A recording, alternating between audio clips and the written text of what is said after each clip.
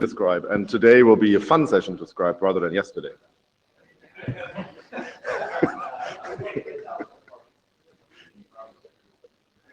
Thank you very much. Are you going to be in the Etherpad? Or so if you just append it underneath what's already there, I think that would be best. If that doesn't work, let us know and we'll tell people where they can help you. Thank you.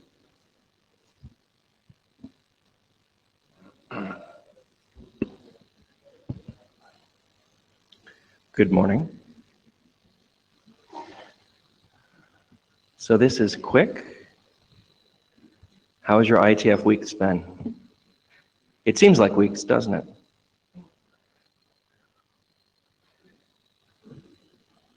So this is the Note Well statement. Again, if you're not familiar with this, please research it. It's important. It's the terms under which we participate here regarding intellectual property. And likewise, let's remember to keep this a professional environment. If you have concerns or about harassment or similar issues, these kind people can help you. We can help you too, but these are the designated people for issues along those lines. And they have an email address, ombudsmansteam@ietf.org. Blue sheets? We'll wait a few more minutes and then. Okay. Blue sheets will be forthcoming. We have identified a scribe. Thank you very, very, very much.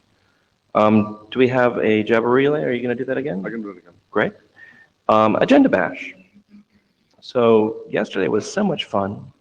We modified the agenda slightly for today. We're going to spend a brief moment talking about the second implementation draft with Martin. Do we have Martin there? I don't see him yet, but hopefully he'll be along shortly. Just to confirm that the document, he did some editing while we slept or did something. And we want to confirm that that's indeed where we want to go. And then we will go on to the issues. The two ones we have queued up immediately with presentations is one about quick invariance from Martin. Yes. Hey, can I suggest, Ranjit, can I suggest unidirectional streams be discussed first? It's a very fundamental change. I think we should set a deadline and it should be today. So we talked about this, and we think that the quick invariance, we can actually achieve something, or at least time box that conversation, but we need to know something about that as well. Whereas we strongly suspect that unidirectional streams will expand to fill whatever time it is given. Does that make sense? Yep. Okay. And then after we conclude on unidirectional streams, we'll have some presentations about quick ECN and some quick multipath experiments. Any other bashing? So those last two items, Ian, go. Question: Did you want to give 5 or 10 minutes to the forced head of line blocking slides? It's fluffy data. Oh, of course. Yes, we'll include that in the related work at the end, if that's all right. Sure. I didn't know. Right. I didn't know the level of interest of folks. So. Background: we had another presentation for the HTTP session, which wasn't quite ready in time for various reasons. So we're going to try and insert that at the end here. Yeah, but either way, it should be on the materials. I sent them to you. So. Thank you. Yeah. The last two are obviously, ECN you can argue whether it's part of a charter or not. Multipath is not yet. But we asked, so when the request came, we asked the proponents to focus on things related to multipath and things related to ECN that are sort of can inform the current design step, right? So basically we want to know, is there anything that we're discussing now that will make multipath much harder or much easier, ideally, right? So I think that should be the focus. And since folks have asked me whether, partial reliability would be something that we would talk about, I think it fits in the same category. It's not part of the initial charter as far as I remember. But if, we can make it easier later by doing something now that's not in conflict with the charter, then that would be a good discussion to have. The other quick thing I want to mention about the interop, right? We have an INERIM coming in Seattle. We mentioned it in October, I think it's October 3 to 5, if I remember correctly. I strongly suspect that remote interop will continue until then, right? Since we have a bunch of people that have stacks. If you have a stack and you haven't participated on the weekend, right, you don't have to wait until Seattle to come. You can email, Mark and me, and then so there's a Slack that is set up for people with stacks to chat about what happens when they run against each other.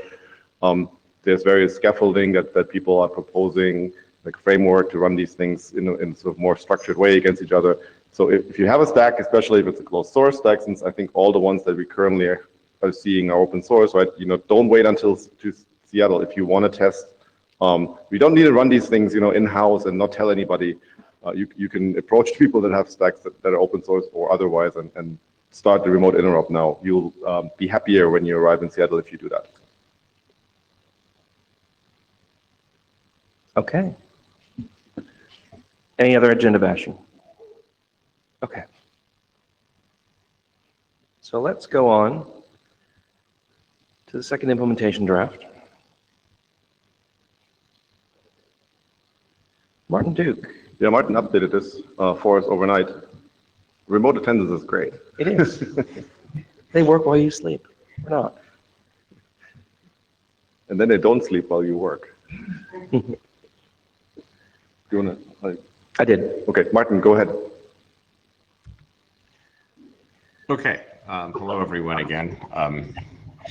I know you're starting a day. I'm at the end of a long day, but so I tried to internalize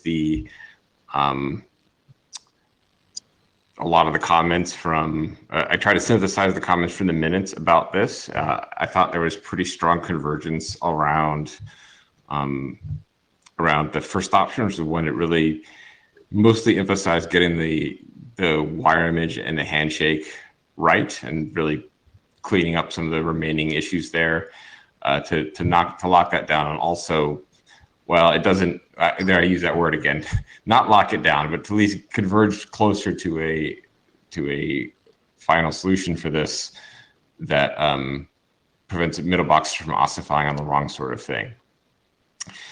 So I think it actually may be best to go backwards through this, Mark. So can you just scroll down to the bottom? So the things that I didn't hear really any movement any real enthusiasm for addressing, or at least not sufficient enthusiasm, were the 5 things you see listed there. Loss recovery is and congestion control, of course, very important mechanisms, but they are also concepts that have been tested in TCP, and they're not, in the pure sense, interoperability issues.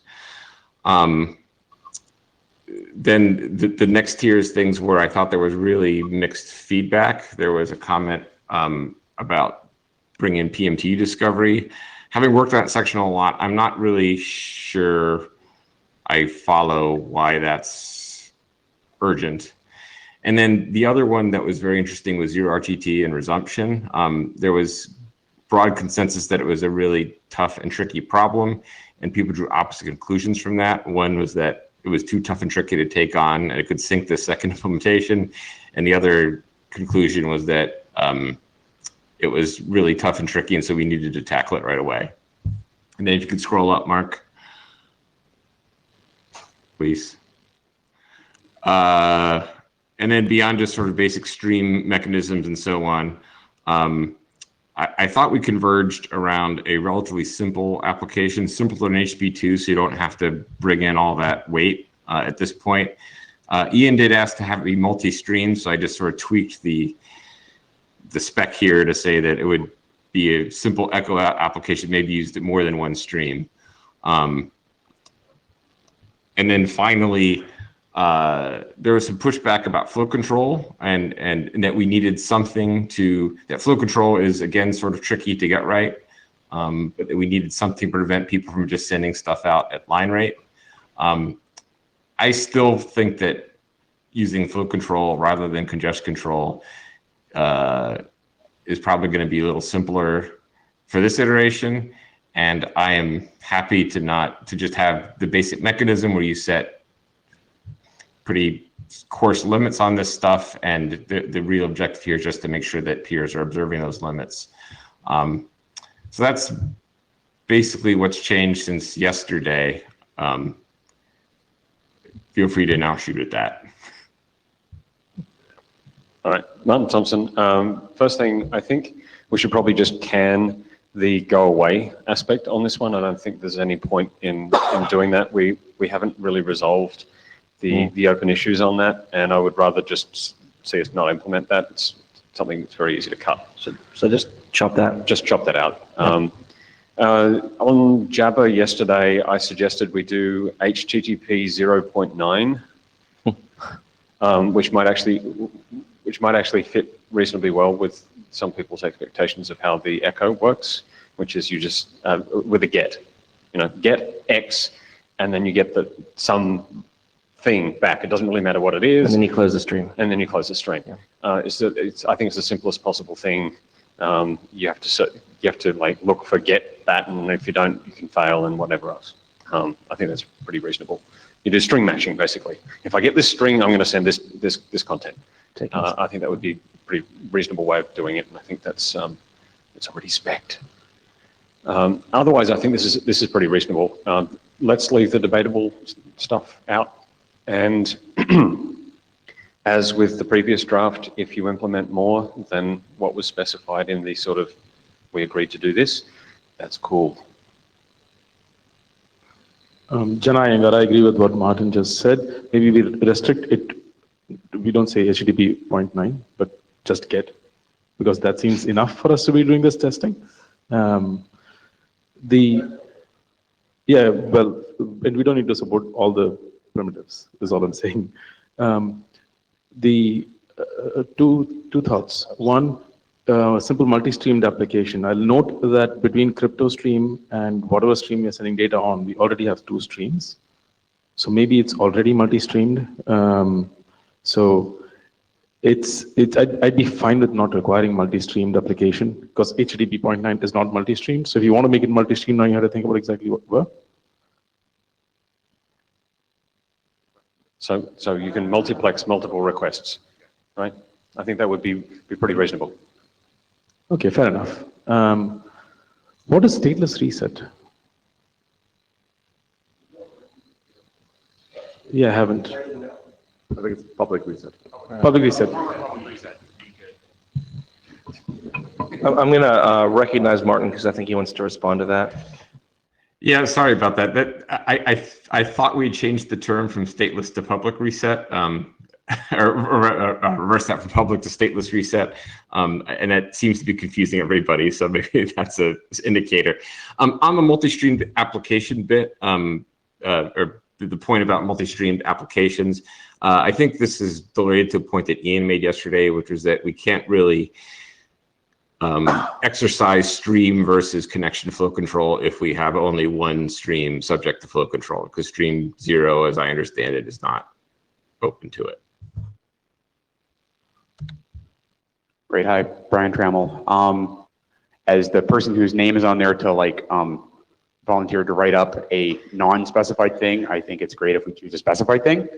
And I think that, so I actually came up to ask the clarification question that Martin already answered, or how are we going to multi-stream this? And basically, HTTP 0.9 get on a multiplexed seems perfect. So let's do it. Yeah. I am also in support of Martin's suggestion of both remove and go away and HTTP 0.9 with get. This is DKG. I just wanted to put out to the room that if you really want a multi-stream protocol, you could just do FTP.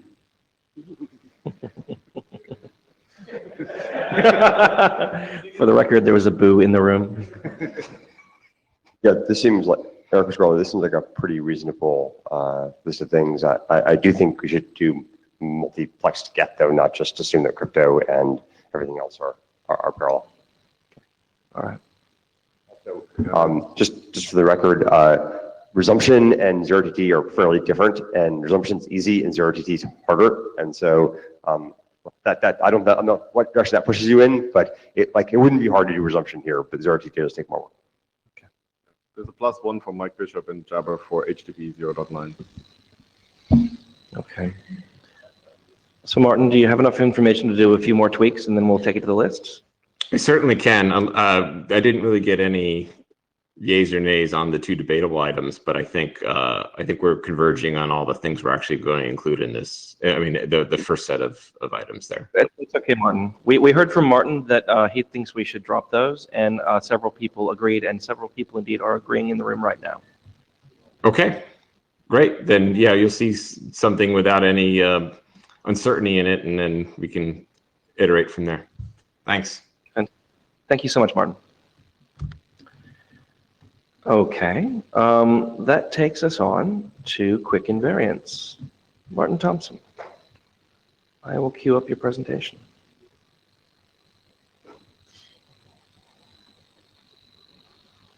You know what? Martin, has this been updated anytime recently? Okay, then I have the most recent. You haven't updated since you changed it, or you sent it? Okay. Why is it not in my repo?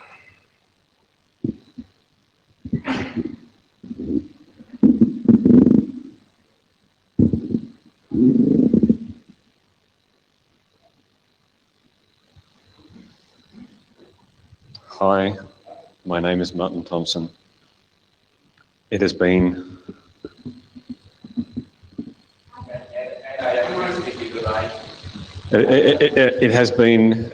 I'm trying to count, less than 3 minutes since I last spoke in a microphone.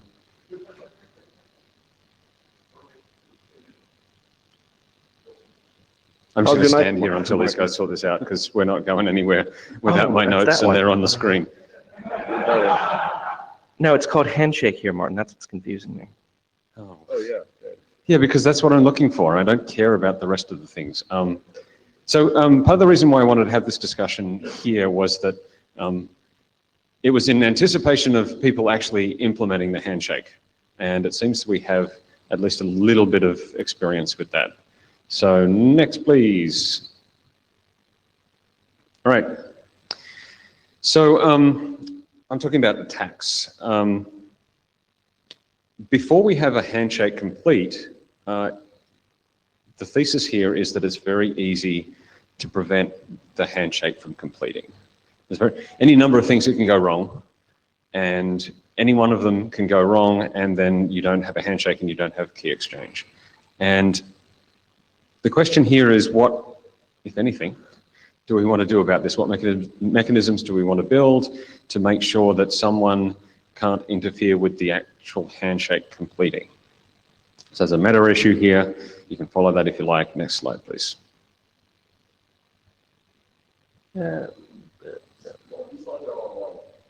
They are in the repo, and they should be uploaded. If they're not, let me make sure they're also on the data tracker. I thought we had them there, but Yeah, they're certainly in the Quic working group materials. This is a decision point that I think we need to have. Can we agree on this? That is, during the handshake, the IP address on one side and the IP address on the other side and the port numbers that we use won't be changing. Now, we sort of assume this currently. It does not work at the moment if a client receives a packet from a random IP address. I don't believe. That's physics. If you send a packet and it comes and the response comes back on a different source IP, it's not going to get through your NAT. And we sort of have, and if it comes back to a different IP address or port, well, it's probably not going to get to you. So I think this is what we are assuming at the moment. And if anyone disagrees with that, I'd like to have them speak now.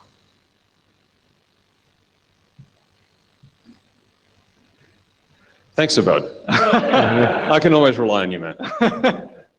Subodh Anger. So one point of clarification is what the scope of the handshake really is here. Is it until Persian negotiation is complete? Or is it that the zero RTT is done? No, it's until the handshake is complete, and that is until you have the shared keys. So the perhaps we should clarify that to not include the client's second flight, because but it may, because that's really just sort of signaling at that point. But up until, well, there's some challenges in that as well. I think perhaps what we might do most cleanly is to say the point at which you start packet protecting with one RTT keys is the point the handshake is done. So there's a point before that as well in the current version. This was true in the previous version of the draft, but in the current version of the draft, the client will choose the server chosen connection ID in the second flight in the finish message. Yes. That is the client clear text packet. Yes. So we could now allow the IP address source IP to change after that. Like so should we redefine this as more that when the For client. that packet, yes, you could. And that's why I think we might need, maybe a little bit of hand waving is necessary. But I think that's the only one that fits that. So I'm just pattern. suggesting a change of language to be that until the server chosen connection ID is available for the client cannot change the source IP address. That'd work too. Yep.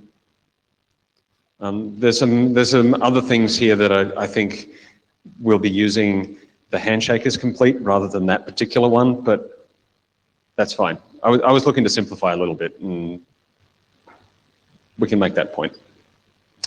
Next slide, please. Space. Right. All right. So let's talk about what it is that someone can do to prevent the handshake from completing. So if you're on path and you're able to see and modify packets as they transit, you can block them. Sorry, Martin. Martin Duke wants to ask a question. Oh, Martin Duke. One clarification. Sorry. Oops. One clarification on the previous slide. So is that limitation, is that security limitation, or is that has something to do with the SCID assignment? I think the client can't change its address. Connection, yeah, as Subodh pointed out, it's connection ID arrangement. When the negotiation you go through to get a connection ID. And I don't like to use the word negotiation here because it's not really a negotiation, but yes. Well, because I mean, in principle, because if that's the issue, in principle, if the client had multiple IP addresses but maintained a consistent client or consistent client connection ID, then really you just have to associate those two connection IDs as the server. You need to know what the client was using and what you proposed and sort of track that transition. Okay, we're not precluding anyone being clever, but I think we have to take some steps to simplify this. Yeah. Fair enough. Unfortunately, Martin. Okay, all right, you've clarified. No, just Martin, that really does create a whole host of complications about like off-path attackers and them like redirecting you like during the handshake or like right after the handshake, and then it's possible they're all solvable, but like I think in the interest of making forward progress on the transport, it would be awesome to agree on this now. And if we think like there are constraints that this is imposing that are like really costly to applications, we like fix them later. Right. Yeah. Okay, thank you. I'm going to assume that that's agreed, and we'll move on. So if you're on path, you can modify and delay, break. I'm sorry, one interrupt. I just hit an operational issue I need to take care of, and I was trying to take bad minutes. I need somebody else to take over. I'm sorry. Okay. Can we have a volunteer for a scribe, please? You're in the Etherpad, right? Yeah. Okay.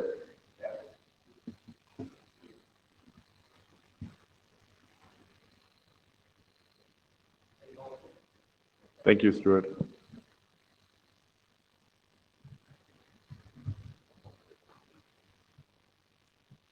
So if you're on path, I'm suggesting we don't worry about that because we can't stop someone from messing with things. It's actually pretty easy to modify a client hello in ways that would be very difficult to detect. You'll detect it later on when the handshake fails, but nothing else. But the question that we have here is, what about attackers that are off path? Maybe they can see packets, maybe they can spoof packets. Next slide. So the standard defense here is have the recipient of a packet prove that they received a packet from you. And in TCP, we rely on echoing the sequence number. In Stun, we have a transaction ID for that. We actually have some more entropy than that in practice. But in Quic, Well, next slide. So version negotiation echoes the packet number and connection ID. The server stateless retry does the same thing. After a version negotiation, the client initial doesn't actually contain a proof, and I don't think we actually need one because it's effectively like starting over. The client doesn't really assume that there's any, the server doesn't really assume anything about the client when it receives another one of these things. You can actually put a cookie in the server stateless retry, and that's kind of several layers in, but you can put that cookie in, and when the client sends another client initial with a client hello in it, that will contain a cookie, and you can sort of do some verification that it was the same one. That allows you to do the source address validation. That's kind of the fundamental basis of that. The interesting one here is that the server plaintext might include an ACK frame, and that's actually something that we're not concrete on because we have the situation where acknowledgements aren't necessarily present in every single Quic packet, and the server plaintext is actually multiple packets, and some of them will contain an ACK frame and some of them will not. And so when the client receives one of these things, there is maybe a packet, maybe the packet number of the packet that its initial client hello, and maybe not. Ian.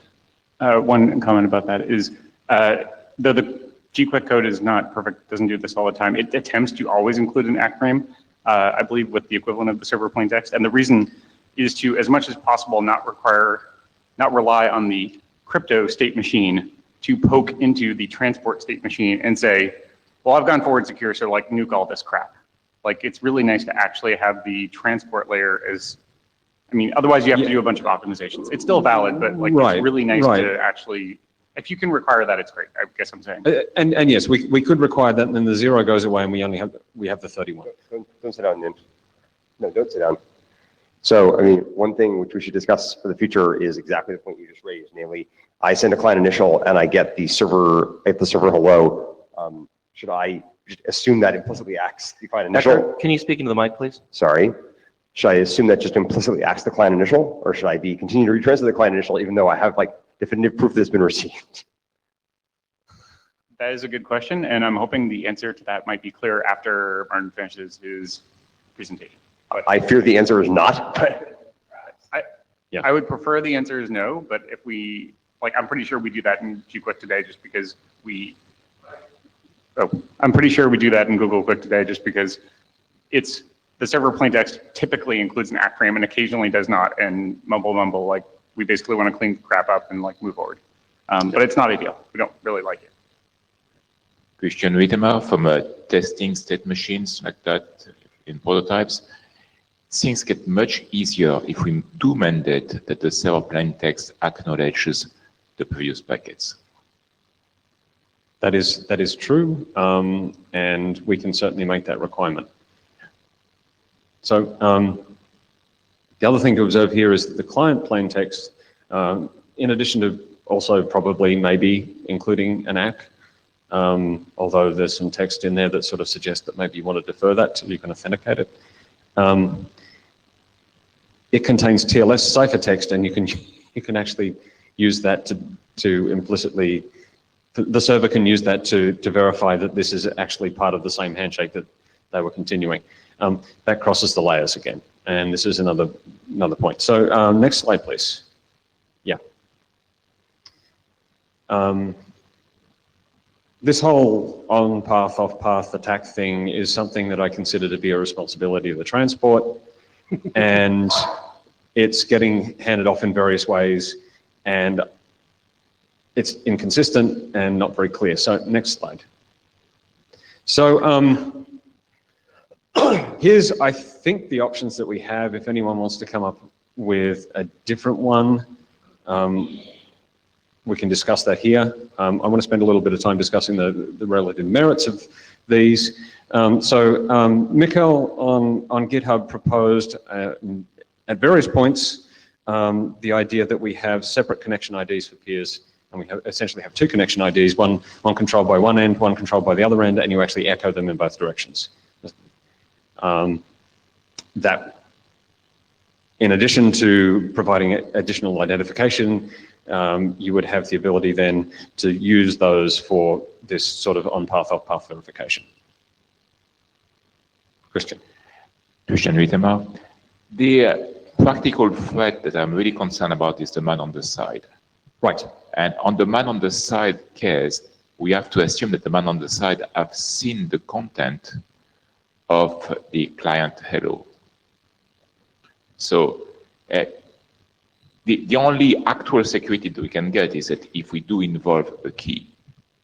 And the defense against the man on the side has to be something like, do your connection, do your handshake on a secure channel somewhere, and then reuse that on your on-set network. Yeah. So the observation there is that if the man on the side can race your genuine handshake packets because they've seen the other ones, they can certainly cause damage. And without a key, you can't really do anything about that.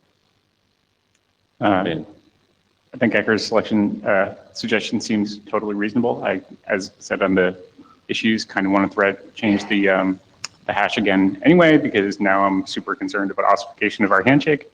I would prefer anything that encrypts it based on both connection ID and some version number or something, some other nonce that basically makes it a hassle for middle boxes unless they upgrade frequently. So your suggestion was actually encrypt this, but effectively with a fixed key? A fixed key per version, basically per quick version per connection ID. That's approximately my. Interesting. Well, I think maybe I'm just restating what I think Ian said, but let me put something extremely concrete, which is that the client offered connection ID is used as the cryptographic key for otherwise bog standard AES GCM or AAD protection, if you want to pick cha-cha or something, I suppose I could live with that, of the packet. So it's always the same transform, and it's just prior to handshake completion, it's key with the connection ID or something HKDF off the connection ID. Yeah, and to Christian's point, if you can see that connection ID, you can break this thing, and you'll be able to read it. That makes inspection of the contents of the handshake messages difficult for a middle box, but not impossible. But actually, I wanted to add that I still do want it to be a function of the Quic version, because I want the property that as Quic moves forward, if say I do a version bump and we end up with TLS 1.4, that in order to see inside the handshake packets, you actually have to upgrade your middle box to see the SNI and all that stuff, So because I have a suggestion. otherwise, okay. Suggestion would be, we roll the dice and come up with a key that we put in the spec, and we take the connection ID and we work it out. Yep. Sure, I don't care about the details. I just want that feature. And we do it. Janayangar, I do have a concern with this. We've talked about this in the past, and we decided not to use AES GCM for plain text packets because one of the reasons was because we would not be able to deprecate it ever. We'd be stuck with this for the rest of our lives, and that's a concern that still exists. Not with Ian's suggestion. So with Ian's suggestion, it would be version specific, the transform that's being used. And so if we decide that we want to use 13 for the next version of Quic, then that would be perfectly. This is for all clear text packets, right? Including the client hello, the client initial. So Sure, if I see the why client not? initial and I don't know what version it is, how am I going to decrypt it? The version's in the header. So we would protect exactly the same way as we would protect any other packet. It's just that we would have a fixed cipher and a fixed key, effectively. Yeah, I'm sorry. Yes, I think that works. Right. So not to be arguing against interest, but there is an implication of this, which is that you will be unable to validate the quick validity at all of these packets unless you have AES. So that's the implication of that. Yes. Is they will just look at, like, you will not be able to distinguish random nonsense. If you don't speak that version, you know, distinguish random nonsense from There will be signal in the version field. Okay. So you'll be able to look at the version field and guess that maybe this might be Quic, but there's not a lot of signal. There's not a strong signal. Could I Yes. ask that we Yeah. could design this offline because you're rapidly running out of time? for you. Okay, sure, sure. I'm happy to send a concrete proposal based on things that I just heard, That'd be great. which we can then debate. Yeah, If people think this is approximately right, or at least right enough to want to see a proposal, I'm happy to spend the work on it. And so just to try to put a pin in this one, Christian, go and I'll try to summarize. Well, I mean, the proposal is fine. I would insist that we do it, that we specify clearly whether we do that for the second implementation or not. Great. Yes, we'll make that very, very clear. Thank you very much. Because it's going to make the interop interesting. Yes, I agree. Yes. We found that FNV1A, despite its simplicity, was not actually something that everyone agreed on. Really? There were quite a number of problems with that, which is an interesting thing that we kind of missed in the report yesterday. So the advantage of doing this is that for all the clear text packets, we'll have some proof that this is part of the original connection, and you will have to be effectively able to see the initial client packet in order to generate a valid packet that will be accepted by anyone further on the handshake. That's great. Thank you. Next slide. Right. A badly formed frame is a connection error. But if there's no handshake, if the handshake hasn't completed, are you sure that it's actually from the other guy, or is it from an attacker trying to break your connection? So the question is, do we ignore malformed packets, and do we actually kill the connection as a result of various problems that we have during the handshake? Next. So here's my principles. Next, please. Okay, so we have an example here, is version negotiation. We can skip this one. Okay, so the idea here is I'm going to suggest that we rely on the defense we have against off-path attackers. We accept that disruption of the handshake is possible if you can see the packets and inject them. And if we want to, and we're doing resumption, we can add extra defense later. Not now. I don't think that I'm interested in having another design team on what is essentially a corner case. Jana Iyengar, I agree with this path forward. We have thought about, for Google Quic at least, we thought about this quite a while, and I basically allow for connection close packets to be received at this point in plain text. That's what happens, and yeah, it's not a trivial problem to solve. Yeah. Okay. If there's no objections, I think we'll move on. All right. So what happens if the handshake fails? How do we actually signal this? So prior to sending server clear text, the server hasn't committed any state. Maybe you can just sort of ignore anything that looks bad.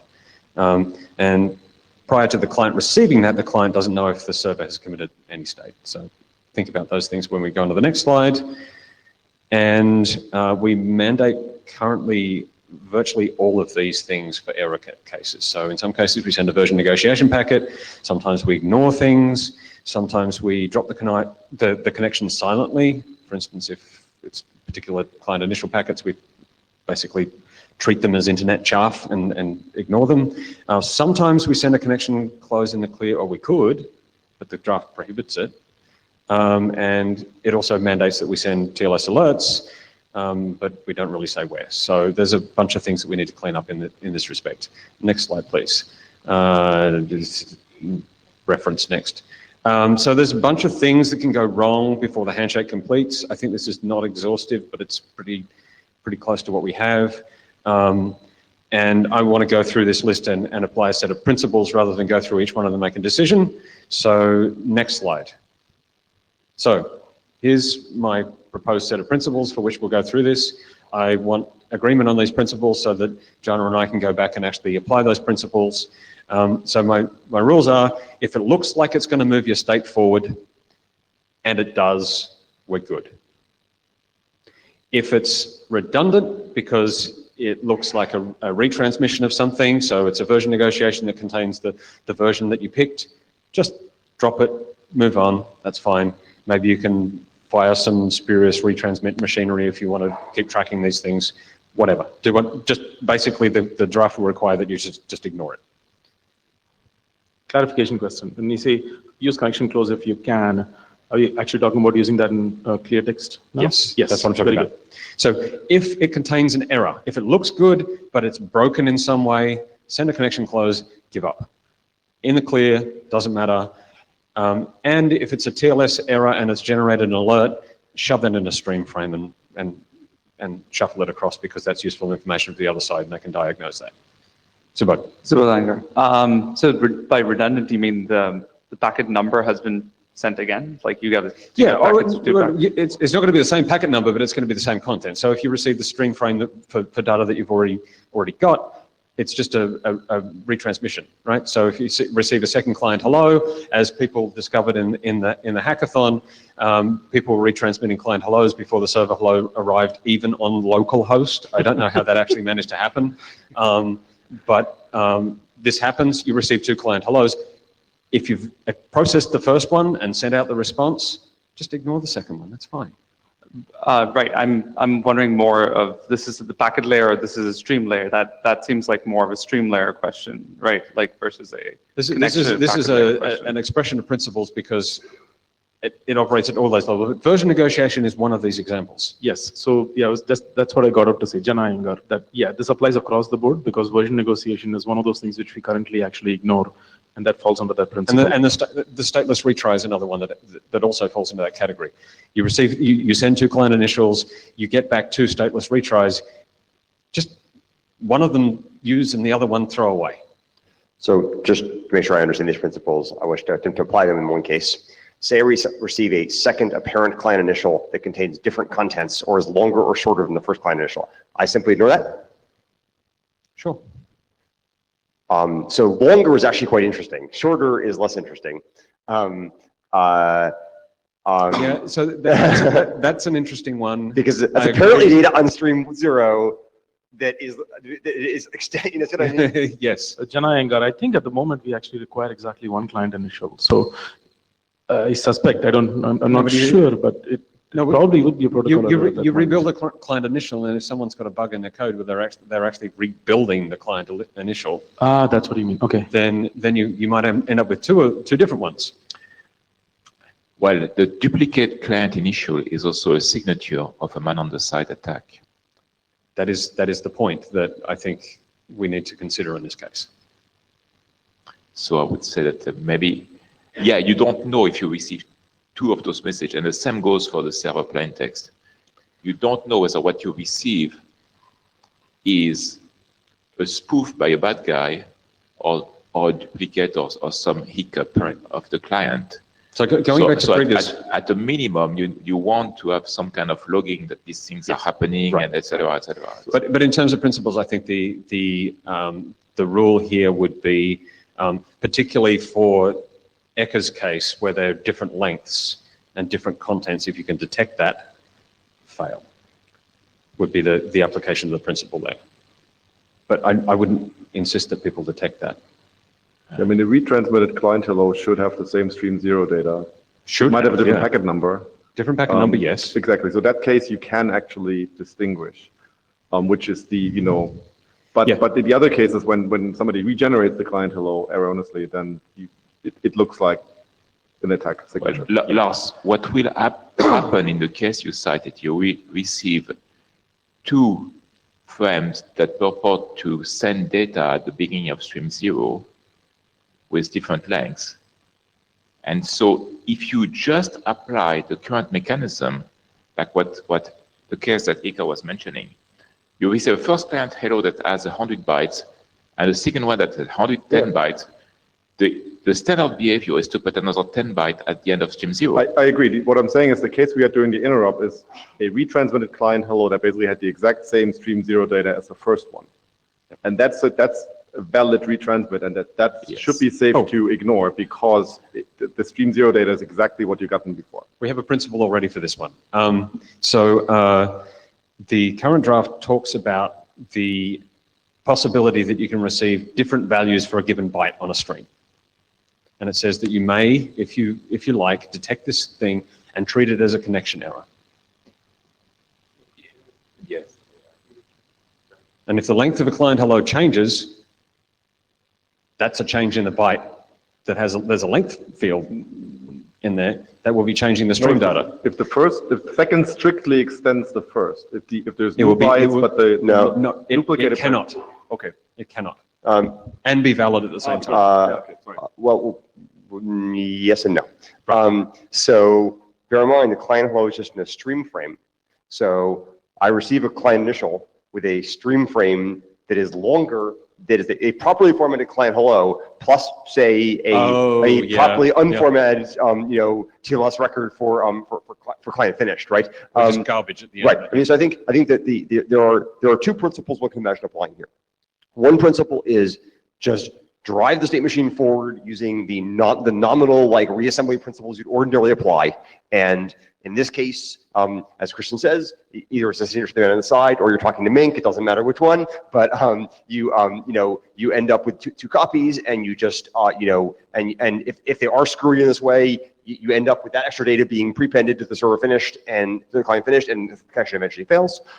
So that would be the nominal behavior. The other behavior we could imagine applying, which would be, say, in this particular case, be extraordinarily aggressive about double checking for anomalies and attempt to recover from them. I think that will be and so the way you handle this is you would discard that second client hello as bogus.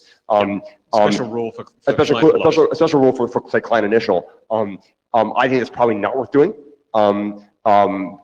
I mean, it happens to be very convenient for me because I process client initials totally separately from everything else. But I think in general, that's like not a great rule to have. So I think I think probably it won't do a very good job of fixing the problem anyway. So I propose we just say ordinary processing applies here. And because the man is, I can just as well send you a packet which appears to be a client plain text and contains bogus garbage for the finished. Yeah, I'm going to jump to Martin in the remote queue. Yes, can you please clarify what the difference is between a packet that is in error and is in clearly bad, and also what the asterisk means at the end of ignore it?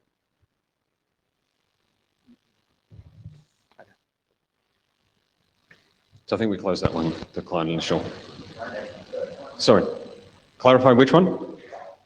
Oh, the start. Yeah, so there was some notes on the slide, and I think the client initial was one of those things. There's the length thing as well that I wanted to mention. If a client initial comes in and it's only 1100 octets long, that one's one that we just throw on the floor anyway. Things like that. I didn't have enough room on the slide to do this, and I can't remember exactly what I wrote down. All right, let's try and let's close the queue, I think, because we do need to get on to the next topic. Now, these are right principles is what I want to get to. I'll be really quick. If I understand correctly, what Iker said, I actually prefer that we have a special case for the client initial, just because the way that the stream reassembly would work, we don't actually say exactly which copy of data should be delivered to the application. If the transport receives the first copy and then the second copy, and they're different at stream offset 0, we don't specify what happens at this point. Undefined behavior, yeah. Right. I think that's where we're at, yeah. Right. You can generate an error, and it does sort of encourage We that. actually did have, so that was an error I had proposed a while ago. Yeah. There was a stream overlapped error, if you remember that we removed. Yeah. And that actually was to check and see if we received, I was proposed that we check to see if the data that we received, if it overlaps and is different from what we already buffered, then you spit that error out. But we can talk about this later. I don't think we should go there. Yeah. So the conclusion there, I thought, was that we used to have you must check, and that was going to be particularly onerous. I don't think we should do this. Yeah, which is why I'm proposing that we special case the client and special case this. Yeah, that'd be fine. I think that you had a first principle that said that we accept that the clear text part of the exchange is not protected. Okay, and that means that if people play games like inserting data on stream 0 by various firms, etc., that's too bad. It's as long as we don't have a key negotiated, we cannot protect against that, and we accept it, and that's it. Yeah. All right, I'm done. You guys have the information you need? I have the information I need, which is good. Thank you. John? Okay, great, thank you. So we have unidirectional streams, and then we have 3 presentations. If we want to get to those 3 presentations, we need to finish up unidirectional streams by about 10:55. So when we get to that, that's totally achievable. I guess when it comes to 10:55, we'll stop and assess where we're at. Ian. While Ian's coming up, does anyone else need the blue sheets? Raise your hands. Nice and high. Cool. Given how yesterday went, I have high expectations. Unidirectional and bidirectional streams. So there's been a fair amount of discussion in the last about month on various like kind of streaming models that we might apply to Quic. So next slide. Background. Quic needs to support HTTP, is in the charter. HTTP 2 supports both request response and server push. Server push essentially only sends data in one direction. It does not actually send any data in the reverse direction from client to server. So the transport and application doc combined need to support both bidirectional streams and unidirectional streams. So on a high level, there are 2 ways to get there. Next slide. Use only one direction of a bidirectional stream. There are kind of 2 different ways, or maybe 3 different ways, depending on your perspective of how one might accomplish that. Or build bidirectional streams on top of 2 unidirectional streams. Cool, let's go. The current draft describes pairs of incoming and outgoing streams. Think TCP. It's a very standard, bidirectional streaming model. It's pretty ideal for HTTP requests and responses. I mean, it obviously fits fairly well with most request response protocols. We have a bunch of deployment experience with it. It seems to largely work.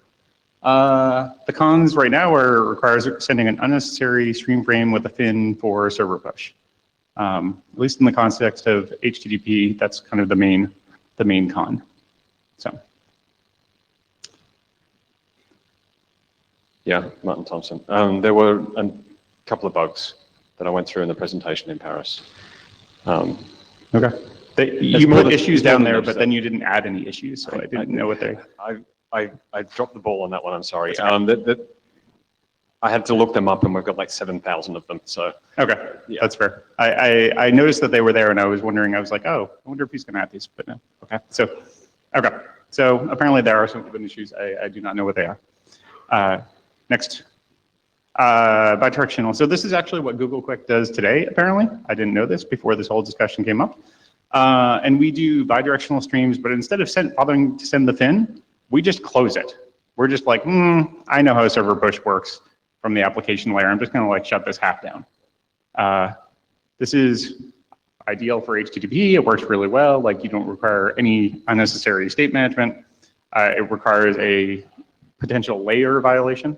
On the negative side, depending on your perspective, and you can't tell from the transport state exactly what's going on. So if you're looking at it on the wire and you were trying to just terminate Quic as a transport, you would have no idea that like the stream is already half closed unless you knew how the application mapping worked.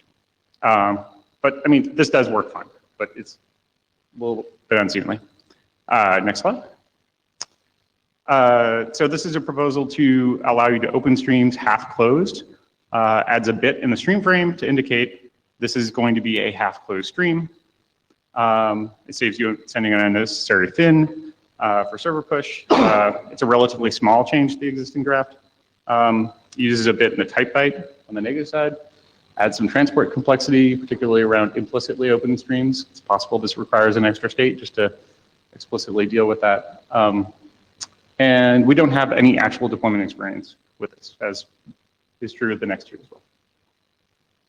So this is essentially an optimization. I probably should say as a high level, this is essentially an optimization on top of the bidirectional model to just say, I don't really like the non-explicit close of the Google Quic approach.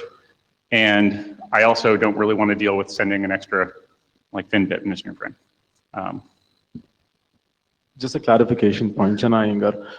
There was actually in the earlier drafts, or at least in the input draft, we did have in the stream state machine, there was the application close on both sides, which was the transition used to implement Google Quic's unidirectionality function. And I also just want to clarify that the difference between the unidirectional stream case, the Google Quic case and the do nothing bidirectional case is that in the bidirectional case, we'll actually be sending a fin, whereas in Google Quic, we just don't send one fin. That's what it is. Yes. So the new proposal is all streams are unidirectional. You pair two of them together to create your own bidirectional stream if you need to at the application layer, not the transport layer, sorry. So at the transport dock, you only have unidirectional streams. For example, you can create a bidirectional stream from 5 and 5, or you can create it from like 5 and 18. Like, so it's, especially in the presence of mixing unidirectional streams and bidirectional streams, it's very reasonable to assume that like the IDs would not line up, but they may. Depends on the application mapping. Next slide. Ian, clarification question. Is there a difference between two unidirectional streams and a current bidirectional stream? Because I think it's confused. I like calling them pairs if there's no difference. I guess that was kind of one of the points of this slide is that they need not be paired. They can be paired in arbitrary ways, and you need to create an associator. And that's fine, right? Because it's just the same number or not. Anyway, let me rephrase that and let's go to Martin. I don't want to confuse it. I'm trying to clarify my clarification question in my head, and I'm going to ask it again. Yeah, so Ian, I think I can help you. Okay. So I think one of the fundamental differences between saying I've got a unidirectional stream and another unidirectional stream paired is that at some point in time, depending on your interaction patterns, in the pairing case, you don't have state that bridges the two of them together. And so if you have the bidirectional streams, and you look at a typical HTTP interaction where you have a small GET request, the transmission of the request completes, but you still have the state associated with that stream, even though you have no ongoing transmission for that thing. You have state at that point. And in the unidirectional stream where you sort of stitch the two unidirectional streams together, at the transport layer, you have the GET request go out as one stream, and then it disappears and you have no streams. Right. And then later on the response comes in and you have a stream again.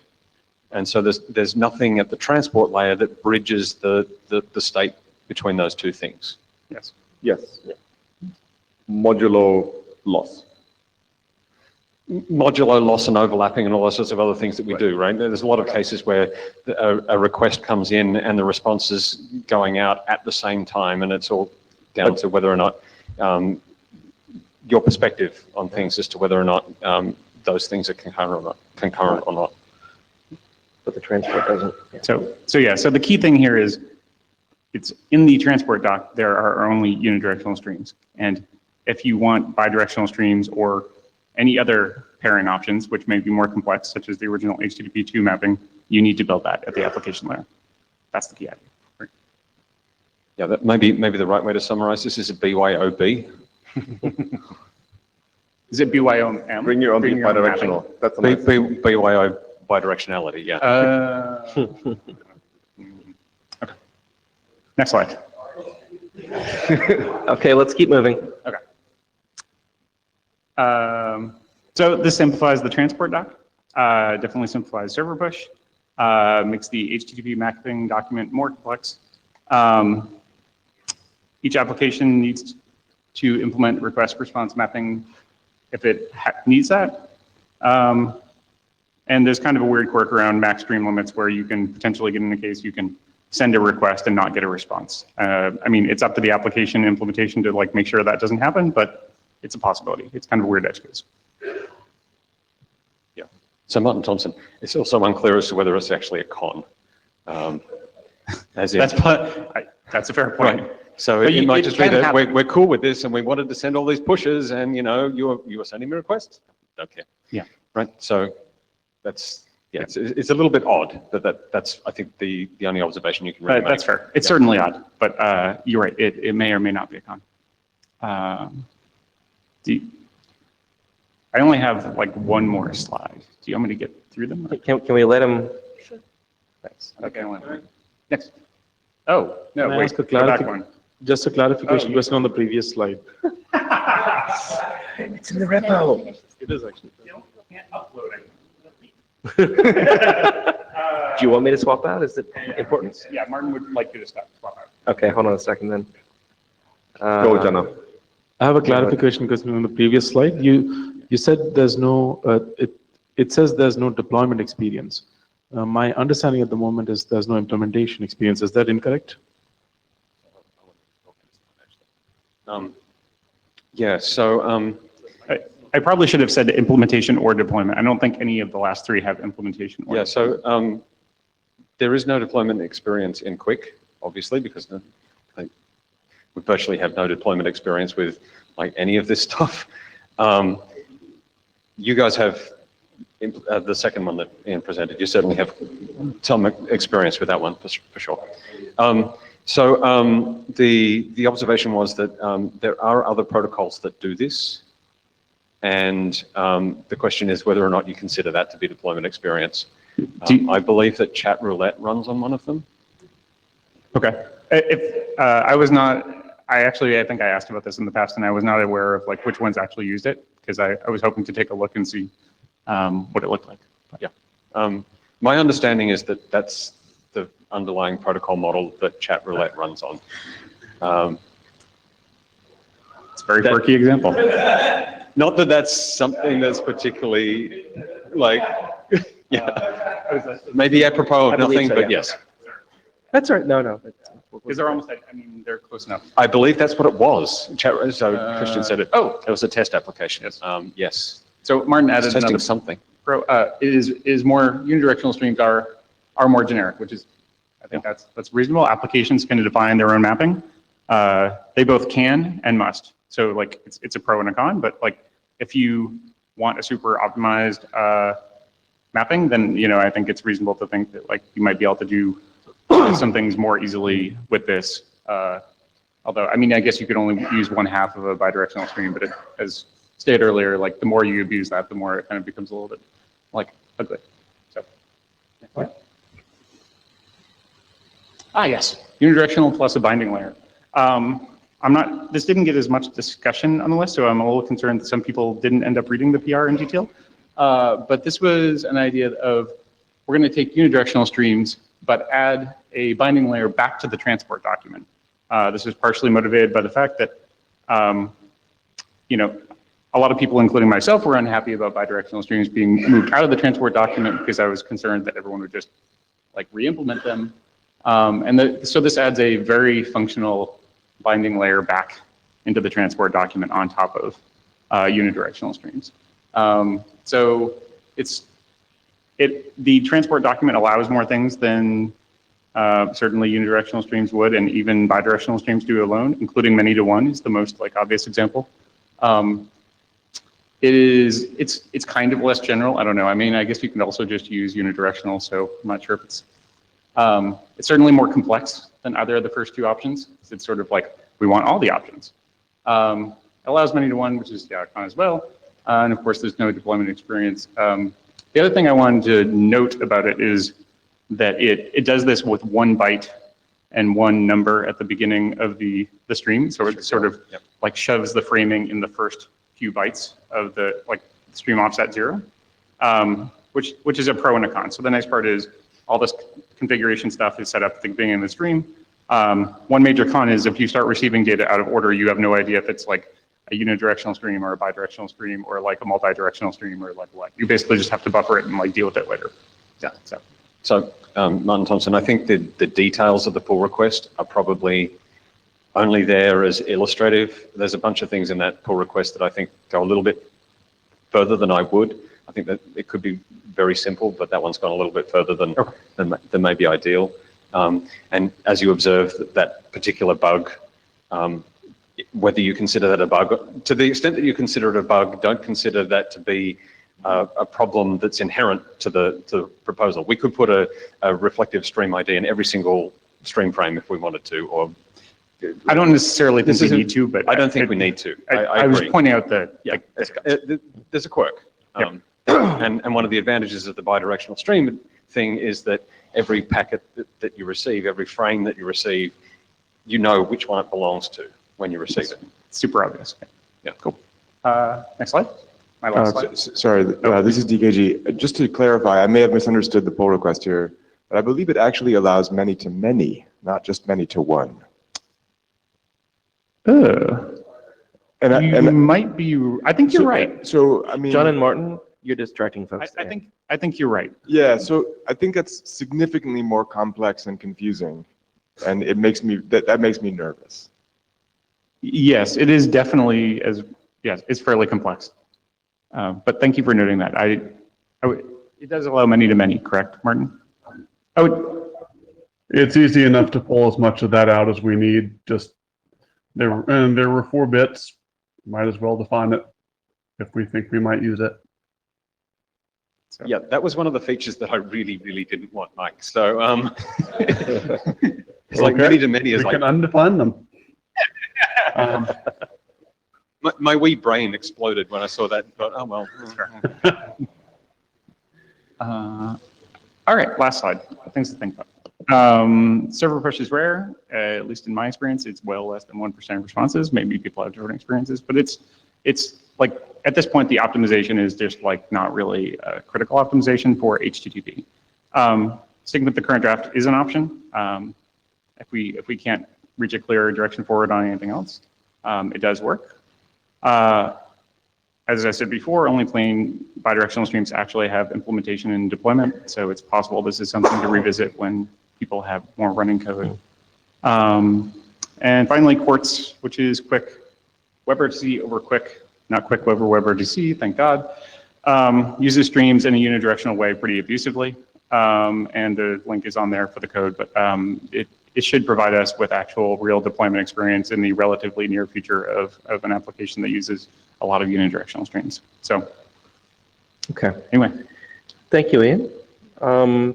That's it? Yes, that's it. Okay.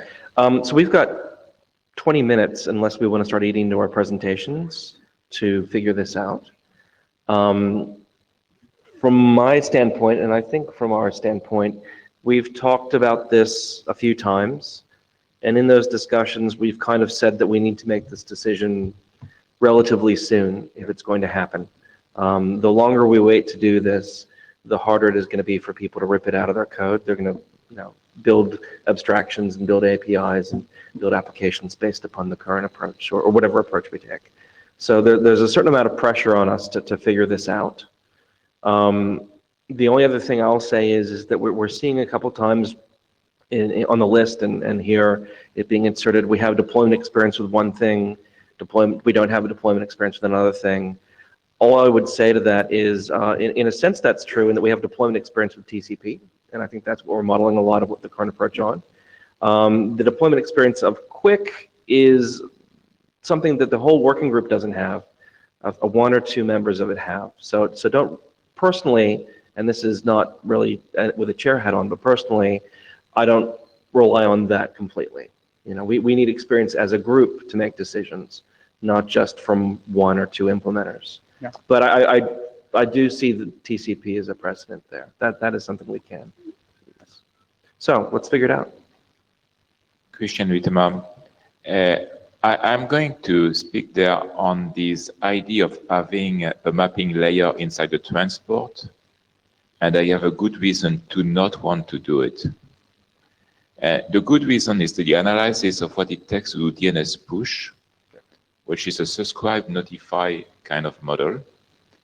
And it's just that it's not just a question of mapping application transaction to streams, but we need an application model in that case to make sure that we have the right sequencing of application messages sent on multiple streams.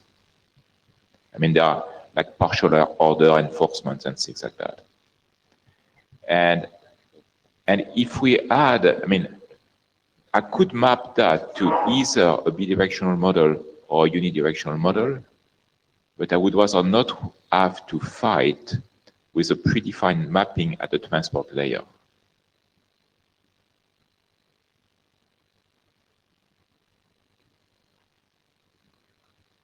Tommy Pauly, Apple. So my inclination would be to stick with something that can, at least above the transport layer, provide a simple way to do bidirectionality, since that is going to be such a common pattern in applications. Whether or not this is done by implementing the transport layer as unidirectional that is bound, or as truly bidirectional in which you have the fin to close it, I don't think matters quite as much. to me, but a kind of wild west of unidirectional seems problematic. My main concern is that we are focusing on HTTP now, which is great, but we want to use this for more things. And as we go ahead with that, everyone's going to have to come up with their own mapping in that case, and it's much more likely to get it wrong or add unnecessary levels of complexity there. To the API point, even over TCP, we do have experience with APIs that expose the read and write side as like separate streams versus a fully bound connection. And at least in the experience I've had, trying to manage these separate stream objects actually ends up making things much more complex for the application, because now they have two separate sets of state to deal with, as opposed to having a notion of a strong request reply, which is usually a better abstraction for them. So I think you can build anything you need with bidirectional that you just immediately close. If you want to do fancy things like unidirectional, you can do that. But it's just going to be such a common abstraction due to bidirectional. I don't see the benefit of really breaking out from that now. Thank you. Kazuhoku, firstly, regarding which approach to choose, I'm afraid of the complexity of the unidirectional only approach. I think that the cost of BYOB, build your own bidirectional approach, can be found in the changes that are required to the HTTP mapping. The existence of the cancel request frame. Cancel request is a frame for canceling a request after the stream that carries the request has been closed. With a unidirectional only approach, a way to transmit such kind of frame becomes a must for any request response application protocol. In other words, if we adopt the unidirectional only approach, every request response protocol that will be built on top of Quic either needs to define its own control stream or refrain from using fin to indicate the end of the request. I don't think that we should have such a requirement for every application protocol, even though it's not problematic for HTTP, since we have other needs for a control stream. Thank you, Kazuho. Martin. Yeah, I just wanted to respond to Christian. Part of the point of this one here was it was in reaction to those people who thought that the transport needed a bidirectional primitive. And for those people that wanted to provide that bidirectional primitive in their APIs, this would allow that to be built relatively trivially. It's not a lot of complexity. I believe that it's actually strictly less complex than the unidirectional one. Kazuho makes a good point regarding the cancel request thing. I hadn't considered that at all. However, I think we need that anyway for other reasons, and primarily that's the push thing that we were talking about doing anyway. I have a question, Martin. Can I clarify, why do you think it's less complex? Because fundamentally you're just building on top of the unidirectional thing, and to the extent that it has complexity, it's emerging complexity, and it is because you're providing fundamentally simpler building blocks that are more capable. Okay. And you can build more complexity with it, but equally, if you want to, and I would suggest that most people building one of these things would probably do this, is that you would do the absolute simple possible thing. You would either provide you send messages one way and you send messages the other way as an API, or you would provide please make me a stream that is bidirectional as an API, and you can do both of those things relatively easily with this sort of thing. And so I think from both an implementation perspective and a usage perspective, it is simpler. The fact that you can go to many to one is a complexity that you gain, but it's not necessarily complexity you have to take. It's optional. Okay. The reason I ask is because both of the PRs, when you stack them, are like over 400 extra lines. And so I don't know how much of that is due to some features we need to rip out and artifacts. Mainly editorial. And I think that when you look at your proposal to add the extra bit, there were a number of things there that I didn't really push on very much. There's implications throughout. And I actually went through and did an extremely thorough pass of all of the documents, and found that there were a lot of inconsistencies in the way that we treated the state of streams. and I fixed a lot of those in the process. And so what you're seeing is editorial collateral in those things more than anything else. And so when it's 400 lines, I wouldn't read too much into that. Okay. I think the core question here is whether something like cancel request is too costly. And I think we discussed this briefly, but the idea of assigning a different identifier to pushes and having that sort of identified independent of stream identifiers was a valuable thing. And we probably want to pursue that anyway, and then we lead into the cancel request thing as a natural consequence of that. So just saying that some of the complexity here is stuff that we have to take on anyway. It's just a consequence of, you know, the way the documents are structured and whatnot, that you're seeing that they look somewhat large. You've got a pretty deep queue, so try and keep it brief, folks. Hi, Subodh Angar. So I've had some experience implementing the bidirectional stream API, bidirectional stream abstraction for the transport. So one of the complex things during the implementation was the half-closed state. So initially when Martin proposed the pure unidirectional stream, I was very drawn to it because there's no half-closed state anymore. But the more I thought about it and discussed it with some of the coworkers is that you can actually model even a bidirectional transport with 2 unidirectional state machines, and it gets most of the way there. And I'd rather take on the complexity of implementing all of that than like shoving the complexity back in the applications, which have to, and your complexity is now split between 2 places. So in that case, I favor either the do nothing approach. So I don't mind sending the extra fin bit. There's no extra RTTs incurred by that. It's just awkward. Or the app directed close approach. So something that was brought up in the mailing list was that it won't enable generic application Quic proxies to be built. But I think that that's a use case that I don't know whether we should be thinking about, because we're building Quic as an integrated TLS HTTP transport, and it is inherently integrated with the application, and that's where most of the performance advantages of Quic do come from. So layering in an artificial way seems counterintuitive to the design goals of Quic to build an integrated transport. That being said, I agree with some of the proposals. Some of the things that were added to the unidirectional streams were kind of very unique, stream correlators and stuff like that. I would like to see that in the HTTP mapping and canceled request as a substitute for disinterest or something like that. That would be much better to do those disinterest things in the application layer. I could talk about more offline. Sorry, 1 second. We're going to close the mic lines pretty soon. So. Yeah. Another rush to the back after I'm finished, just in case. The queue's closed. Very good. I'll just filibuster if that's okay. Yeah. I'll just say 2 minutes. Why don't you take a minute? 1 minute, 50 seconds. You want to remark?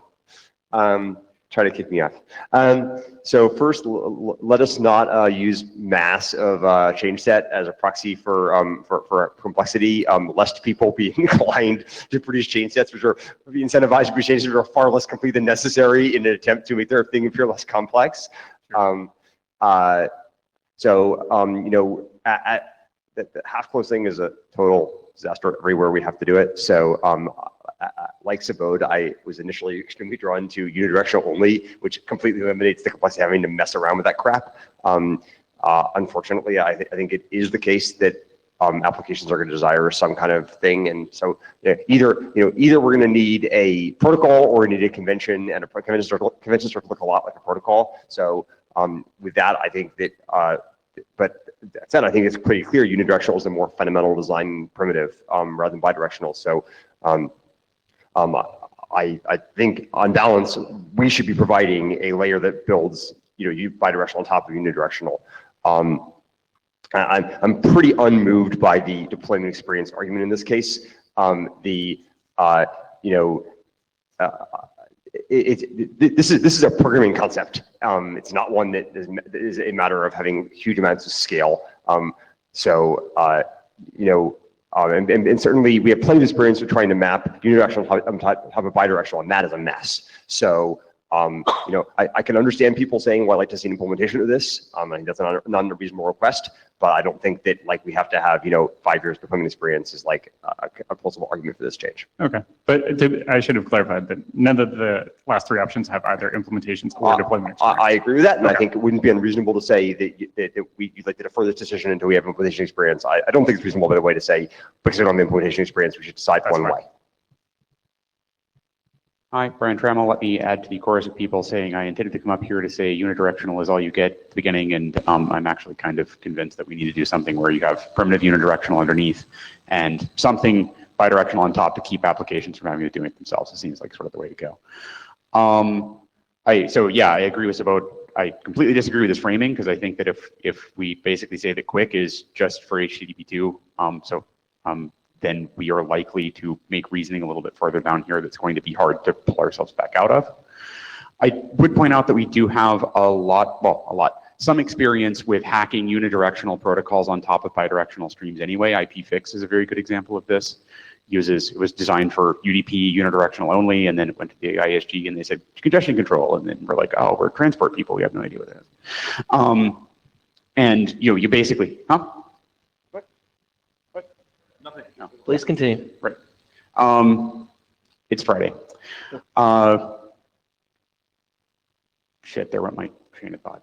Oh, so yeah, so basically you have, a fundamentally bidirectional thing that you're writing things on top, or that you write on top of, and usually what people have done there is say, okay, well, I'm going to open a full bidirectional stream, I'm just going to use 1/2 of it, right? And I don't really care about the fin at the end, right? So having but there are other ways that you could do that, right? You could also say, okay, I'm actually going to go to half close, and maybe one application will say, okay, well, half close means that I'm going to tear everything all the way down, and the other application says, no, I have to keep it open. So really, we need a way to keep applications from doing this on their own. That we have from implementation experience of unidirectional applications over bidirectional flows. I don't know if that was useful, so I'm going to sit down now. It was. Thank you, Brian.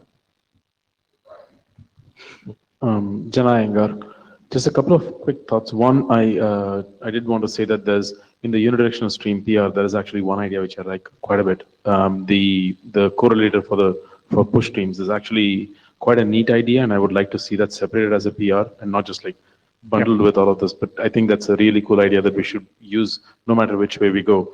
But in general, I wanted to say that there's as other folks have noted before me, transports generally build common design patterns into them. This is not just for Quic, it has traditionally been the case. SCTP did the same thing. The whole idea of offering an API is to build things that, the simplest transport would be UDP, of course. It is technically a transport, and the application could do everything. Some people might in fact call Quic an application protocol. The whole point here is that we are taking common design patterns from things that applications build and build them into a shared piece, which we call the transport. The shared piece is congestion control, it's loss recovery, it's multi-streaming, and as it turns out in the bidirectional streams is a common case that almost every application that I know uses. Unidirectional streams are things that they may use. With HTTP2, we do see that to some degree it does use it, and most deployments actually don't, as you pointed out with server push. But bidirectionality is something that we really, really should retain in the transport. Kyle Rose, rather than rehash all the previous arguments, I just want to say it seems like we should optimize for the bidirectional case, which is the common case and may indefinitely be so. So I like the simplicity of the single bit approach. I did have one question about the many-to-one. Did we actually have an application that we intended for that? That was Brad's question as well. I don't know. Oh, okay. Yeah, I missed that. Did Martin, maybe Martin has an application that he intended for that, or? I mean, that was it from the end. Yeah, so Martin Thompson, the application that we have is HTTP. Just to make, like, the way that H2 works is it's many-to-one. Not necessarily saying that I would use that particular primitive to build it in HTTP2 because we have particular requirements that mean that it would be a better fit to do all of this at the application layer, and we have the flexibility to do that. So if Kyle is out, I wanted to touch on a couple of points. This builds on disinterest, which was a proposal that Mike put together and we haven't managed to close on, but I think everyone basically agreed on that one, which moves the bidirectional model a little closer to the unidirectional model, but keeps the bridging state. What else was it? Oh yes, Jana's plea I actually agree with and are convinced with that. You could, if you like, consider the original unidirectional streams proposal as simply shifting the Overton window, but Overton window, look it up on Wikipedia.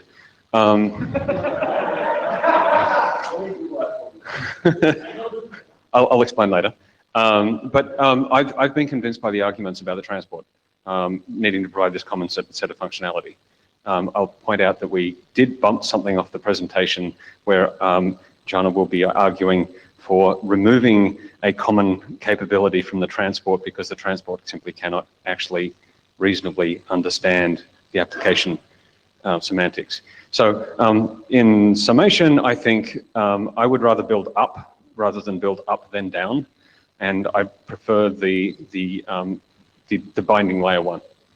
I think that's where I'm at for this one, simply because we get the primitives and then we build on top of those primitives rather than build a more complex primitive and then have to wind it back. That's just my preference. That's just the way I like to build things, and I think that gives us the flexibility that we actually need. And maybe we don't use it in HTTP2 because we actually need more complex things, but because we have the simpler thing, we can build a more complex thing ourselves.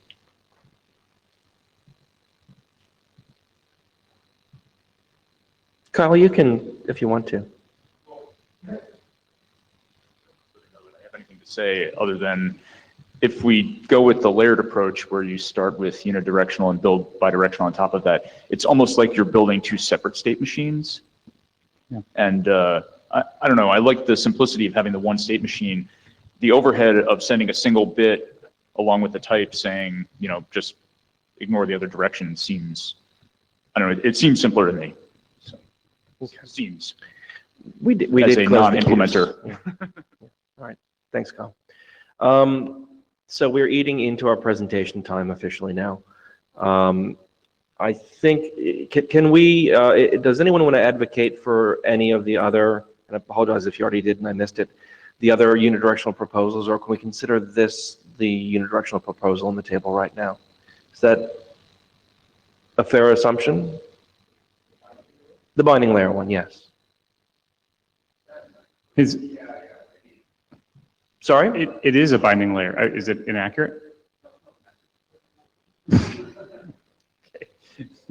Maria, you want to clarify? Yeah, I think there's strong agreement that we need something in the transport. The question is, do we start with unidirectional as the basic principle or bidirectional as the basic principle? That's a good, thank you, yeah.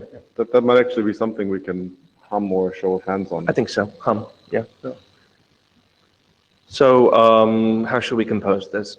Hum if you... I would do three. Three? I would do not enough information to make a decision, or hum 1 and 2, unidirectional. We can go back to starting point. Second slide or something. Okay. That's like the high level concept. No, 2 more. There. That's the. Just clarification, are we humming on the proposals or are we humming on principles? What should we start from? I think Miria made a nice suggestion now. Very much so. Yeah. The problem though is that we have specific proposals attached to those principles. We do. So Which I don't we'll know how get you to. separate those. Yeah. It's sort of a dissection of where we are. It is, and you Try to can do. choose to view it as if you hum that you think we should start from bidirectional streams. The implication is we're going to stay pretty much where we are, but of course, things will change as they are changing. But that will be the basis that we're working on. So let's do unidirectional, then bidirectional, then... Let's do those two. I'm frightened of not enough information, hums, but if yeah, you get no okay. hums. Yes. Oh yeah. I think not enough information might be valuable. I mean, Yep. there are people in this room probably who have changed their opinion recently and or have not like read all the PRs or like kind of thought, I don't know. I think it's probably worth it. So the first hum is if you believe we should base the abstraction in Quic on unidirectional streams, The implication being that we may provide an additional abstraction on top of that. Okay, it's not helping you, right? Sounds free. Just look at the beach and relax, Ecker. It's all okay. Okay. So please hum if you believe we should start on a basis of unidirectional streams.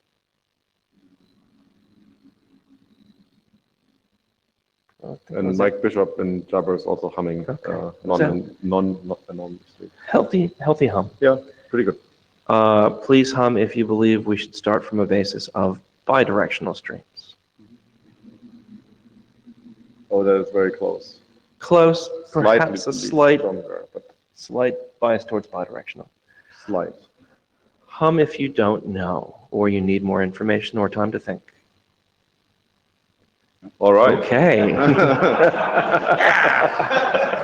So My job's done. we had two in the Jabber for bidirectional. We had one in the Jabber for unidirectional. Just for the minutes. So maybe would be interesting to find from the folks who hum for unidirectional, whether it should be unidirectional only or with a bidirectional abstraction on top of it. No, not only from those, but in general. So if we were Yeah, to sure. go If we were with to the get to that. unidirectional, So, Mark, I would actually request that you instead ask anyone who thinks we should have unidirectional only to stand up and advocate for it, because I don't think there's any of those people. I suspect you're correct. Do we have anyone who wants to advocate for unidirectional only? Okay. Okay. So that seems to be clear then. yeah, we'll okay.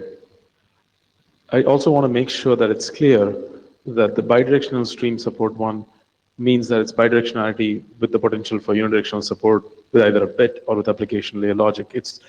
We are talking about similar abstraction, and that's important to note. Even though we start with bidirectionality, it can easily encompass unidirectionality as an extension or as a case. We already do it. Okay. Miriam? I would state that I don't think a lot of people are very passionate about one or the other approach. So that's good, because that means we can find some agreement at some point, I believe. And I would propose to actually go into the details for both sides and propose one proposal for both sides and figure out all the details there and then make a decision. Okay.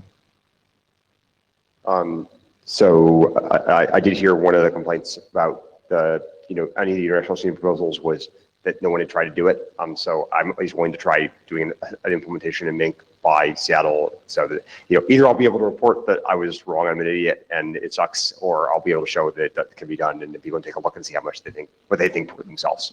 Okay. And that's actually interesting if we can get some running code, which implies that I think it's onto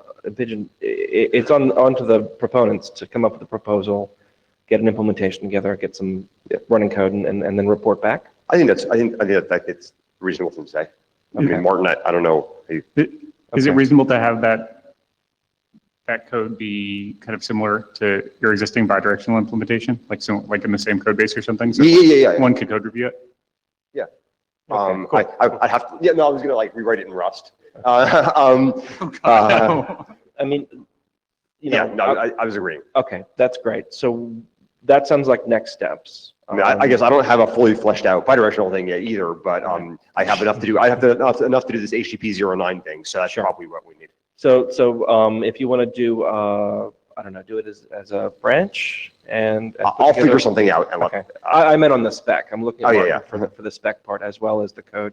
Yeah. Just the longer we go without making a decision here, the decision kind of becomes more difficult to change from the status quo. So. Yeah, so I will make a pull request.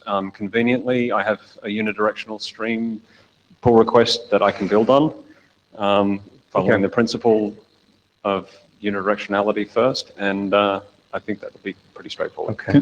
Let's close this off then. Martin, from that perspective, is there anything else you'd like to know from the room that would help you when you're going in that direction?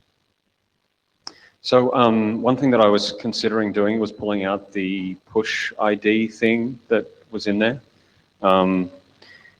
If people object to that, then I'd like to know, but I'd like to sort of try to pull that out somehow and make some progress on that that independently. That's going to muck things up though, if we can't get that resolved. So I'd like a pretty clear signal that this is the right thing to do. I'm getting I a thumbs support up from that. Ian at least.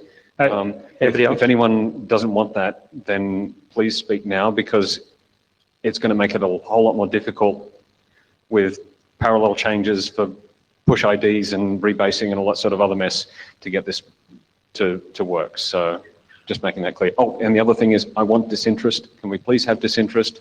If anyone doesn't wants to object to that, then please state otherwise. I want to have that in as well before we start on this process, because that one's kind of foundational as well on the bidirectional side. Okay. One more question about clarification is, can we get an idea if people actually want many to one? That was kind of seen as I think a somewhat controversial pro and con. Do we think that we want to? I think we can talk about that one later. Yeah. Okay. Okay. Thank you. We'll look forward to hearing back from you in Seattle then. So next up, we have Ingemar. We are over time. Hi. Great. Hi. Hi. So we have 3 presentations. So if you could be as quick as you can, we'd really appreciate it. I will try my best, and I hear my own voice quite. Hope that will eke off. And okay, I will. If you bring up, should I bring up the presentation, or do you bring it up or on the screen? We have it on. Oh, I'm sorry. We don't have it on the screen. One moment. Yeah. It's on my screen, but that doesn't help anyone else. Calming the room. Okay, great. And I can briefly go through the introduction. I hope that most people around understand by now what the ECN is. And there was some discussion on the mailing list a couple of months ago, and that was unknown. But to make it real quick is that it makes it possible for congested nodes to mark instead of discard packets. And if we need more information, there is a truckload of information out there. One is one good way is to start with RFC 3168, for instance, and also that what is more has more traction right now is that it's a key component in low loss, low latency for scalable throughput that is subject for standardization in a transport working group.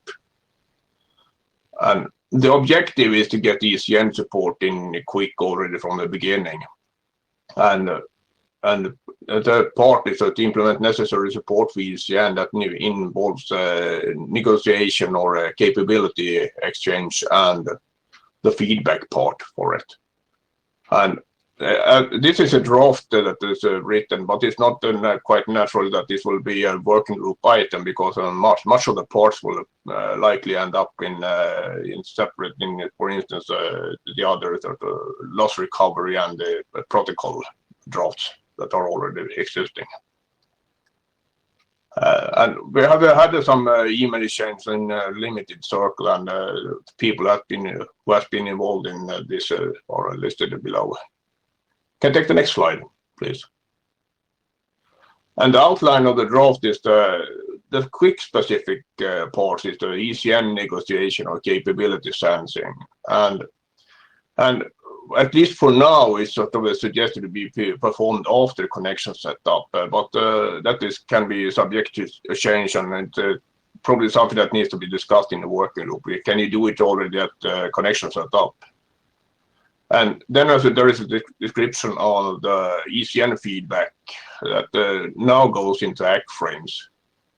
And then you have some parts of so that are less covered in a draft and needs more sort of a text is how to do monitoring and why to do it, and also some general fallback issues and operating system socket specifics.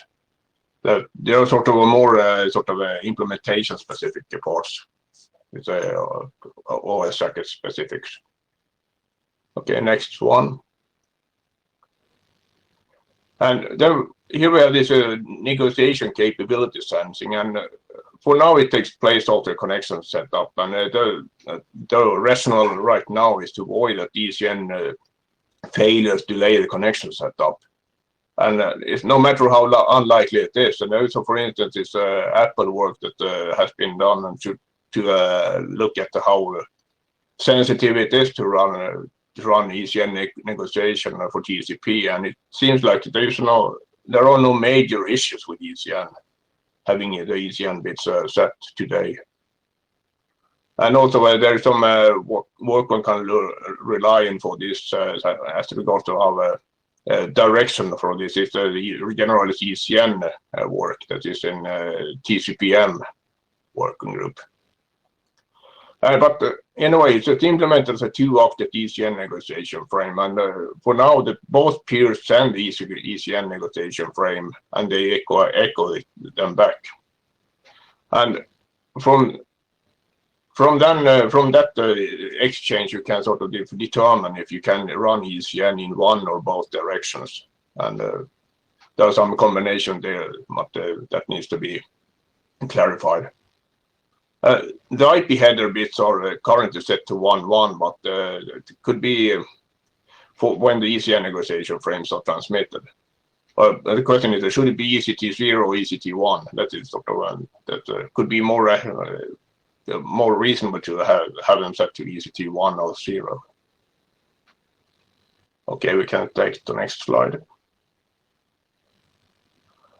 The ECN echo is implemented as a byte counter. And it's sort of a variable length field depending on how these the ECT0, ECT1, and C bits are marked. So we don't in a minimum case, if you don't have any marked packets at all, either all 00, the overhead you get is 1 octet, and that's the sort of first byte here. And it is possible, at least in theory, to report ECN, even though ECN is not negotiated, if for some reason would like to have it like that. And the question is that also the recovery draft is silent is how are bytes counted? Do we count only the Quic header, or is it the Quic plus UDP header, or is it also the IP header? And that is something that maybe needs to raise an issue in the tracker. I haven't done it yet, but maybe somebody has a more clear point of how it should be counted. Clarifying comment. There was an issue opened, and in the most recent recovery draft, bytes in flight is explicitly defined. Bytes in flight, that means including the UDP header or only the Quic header? I believe it is defined as including the Quic header and not the UDP or IP header. Okay, as long as we are clear on that one. Okay, thanks. Ingemar, I have a clarification question as well. Is there any value in tagging this information onto the ACK header, since I don't think you use anything in the actual ACK header? This could be a separate frame in this form, right? Possibly on. Okay, so just one question. So because the reason I would put it, so if we put it in the ACK frame, I wonder if it would actually be useful to have per ACK block information about what was marked. Or you could even do something like the timestamps, and for the first 256, report individual marks rather than just aggregate byte levels. I wonder if that would be interesting from a congestion control standpoint, but just something to think about. Yeah, we had originally have some more detailed information about exactly which ECN, which packets that were ECN marked in which way, but we couldn't really find out any good reason to keep that detailed information. But yeah. Hi, Ingar. I think for accurate ECN, that might actually be useful. What you're pointing out there. What Lars pointed out, that would be useful for accurate ECN, but for otherwise for ECN itself, just general 3168, this should be adequate. And I agree that doing it in a separate frame seems like a completely plausible thing.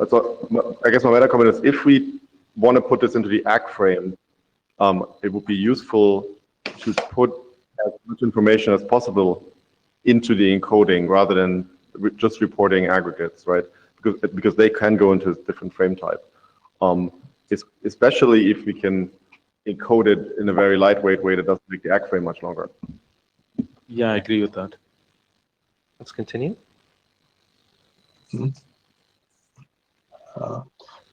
Okay, no, that may be something that needs to be discussed more on how which alternative is the best. And I believe I'm positive to almost any way of implementing it, and as long as we have ECN support in some way.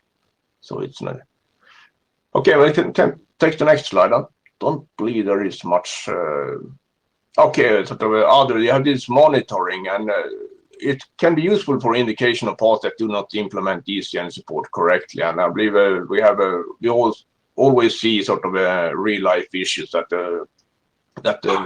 doesn't only deal with ECN flaws. It could be the packet errors are mysteriously dropped in the network, and here we had an extra element of uncertainty on that ECN marked pack in various ways can be sort of dropped and can be remarked, and the details are to be defined, and also how to do ECN fault detection, fallback, and sort of different sort of alternatives that they can fail. And a large part is that the operating staff get specifics. And the question is, of course, here, should the Quic working group deal with that, or is it something that should be left up to implementation? Is there a separate draft needed to cover this? So on the last point, I think this is not in scope for Quic, but the draft or a document might talk about what is required from the operating system to actually implement this, like access to the bits, right? Yeah. Okay. Take the next slide here. And the way forward is the suggested way is to add ECN negotiation and ECN echo to the transport draft, and ECN classic handling to the quick recovery, because there is also, I believe, it's assumed that that the Reno is used, and one can add the extra sort of pseudocode or whatever to the quick recovery draft to cover ECN as well. Then we have ECN, the L4S handling, and as the L4S still sort of a work in progress, it's probably too early to bring L4S handling into the drafts, but maybe some kind of placeholders to sort of keep the door open and avoid that you have misuse of the ECT1 sort of a code point, for instance. So I believe that's about it. I don't know if there was any of this. Yeah. Questions and comments are always welcome. Yeah, we probably have a few minutes for discussion. One sort of, can you go back one slide, Mark? So one comment from me would be that if we want to do this, I think the negotiation and the reporting is obviously what we need to nail down first so that we have a stable wire format. How it applies in draft recovery and whether it's classic handling or something better than classic is further off. And I think L4S specifically is pretty far off still, since transport TSVWG doesn't even quite know what that's going to look like and how it's going to hit them. No. So if we do this, I would really focus on the first bullet here. Gory. Thanks, Lars. Gory Fairhurst, TSVWG chair in this case. I think the key thing is exactly as Lars said, so I agree with Lars. Let's pin down whether we're sending ECN on the wire. Let's pin the basic feedback. Let's make sure ECT1, ECT0 are different. And let's avoid defining a new ECN reaction here. Other groups are doing that. TCPM's got some active work. TSVWG has active work on the algorithm for how to respond. But the feedback frames and whether it goes on the wire image are absolutely things that I think are important to consider here.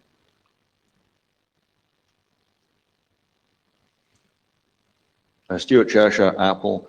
I expect many of you know that I'm a big proponent of ECN, and listening to this, I was thinking, why negotiate it at all? Why not just specify that we use ECN? And I realize the answer to that question is actually not the network itself. I think Apple has done a good job flushing out all the cobwebs. But the OS APIs are an issue and we don't want the situation where somebody implements Quic on a device where the API doesn't let you get at the CE bits, and then we just end up with a misbehaving ECN client that's ignoring the mark. So unfortunately, we do need to make sure that the receiver signals to the other end, I can't do this. Correct. So Martin Thompson, brief comment. The ability to separate this into separate frames means that we can incrementally implement this.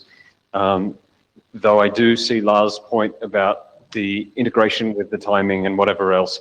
If there is an optimization there, I think perhaps we want to talk about making that optional, or thinking very, very hard about whether we integrate it tightly with act frames or something like that, because it's going to make our already difficult implementation task that much more difficult. And act frames are a nightmare as they are, and this really only makes them worse.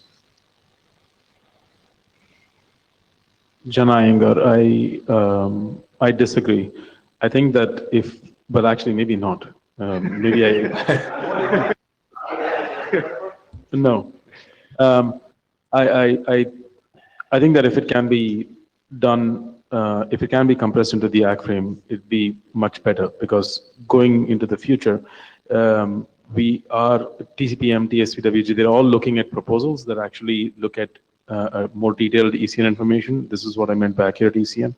And if we can put this information into the ACK frame, it obviates the need for revisiting this framing again later.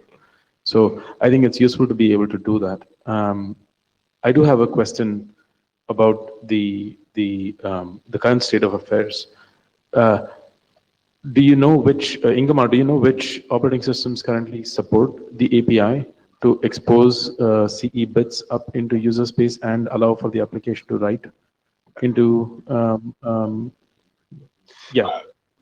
I don't have, I don't have all the details, and I haven't looked too much into it myself, but I know Piers O'Hanlon did a quite extensive survey into it a year or so back, and it can probably have changed, and I don't have the details, unfortunately.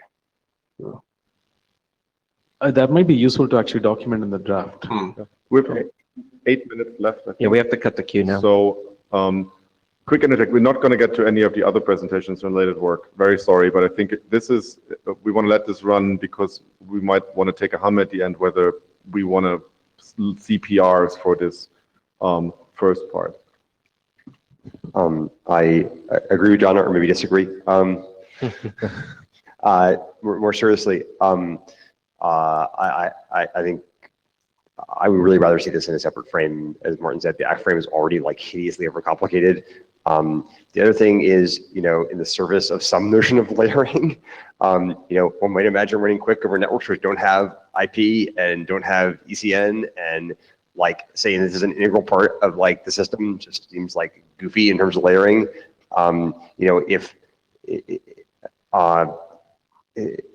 At the point where we think this is like essential and baked, we can invent a new ACK frame, and it's important to put them in the ACK frame. We can invent a new ACK frame which which integrates them properly when that is well understood. And when this problem is actually well understood, I mean, the notion of having extensible protocols, you can do those kinds of things.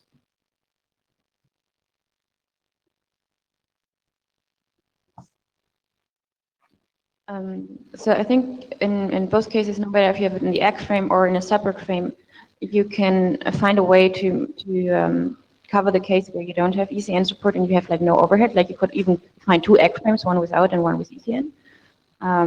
Or like if you have it in a separate frame, the concern was that you don't get enough timing information, but then you can decide how often you send the separate frame, and then you also get this kind of information. So you can do both of those things with both approaches. The difference is like how much is the overhead, and I think we can actually do some more analysis and going through those approaches and then making an assumption about how much markings you get, how much loss you get, and then actually calculate a number how much overhead it would be in those situations. Koen de Schepper. I agree that we should focus on the wire protocol and that we should make that wire protocol as simple as possible.